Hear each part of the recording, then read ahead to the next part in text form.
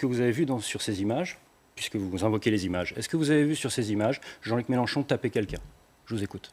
Non, juste sur cette phrase. Défoncez-moi cette une porte. phrase, une phrase est une violence physique, c'est intéressant, parce que dans ce cas-là, il faut mettre beaucoup de gens en tôle dans ce cas-là. Mais non, là, la question, c'était violence et menace. Voyez.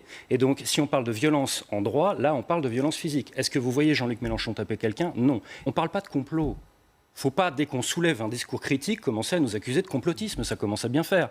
Ce qu'il y a, c'est que nous estimons qu'il y a un abus de méthode policière brutale. Alexis Corbière est en train de dire, vous le voyez, vous invoquiez les vidéos tout à l'heure. Dans la vidéo, vous avez Alexis Corbière en train de dire à un policier, maintenant vous vous calmez, vous venez de quasiment étrangler quelqu'un. Donc on parle bien de violence policière, là. De violence policière. Il y a une bagarre. Attendez, mais justement... Violence policière, on ne sait pas. Enfin, non, mais on voit un policier à terre avec quelqu'un. Je viens de vous dire, vous auriez pu avoir d'autres images sur lesquelles vous voyez des policiers qui sont sur des attitudes qui, de notre point de vue, sont violentes et brutales, et donc n'entrent pas dans l'exercice policier normal et républicain.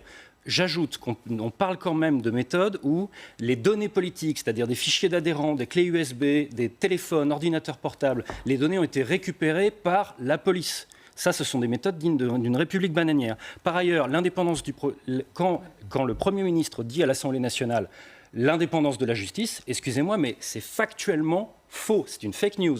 Le procureur en France n'est pas une autorité indépendante. Ah, excusez-moi, juste un truc. C'est important quand même par rapport à ce qui nous occupe.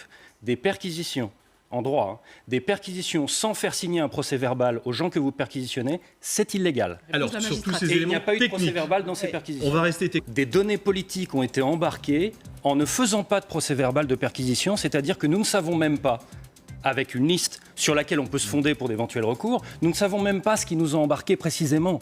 Il n'y a pas de procès. Quand on dit c'est dans le cadre d'une enquête, non, quand il n'y a pas de procès verbal, on est hors cadre de procédure et donc on est simplement dans une descente de police.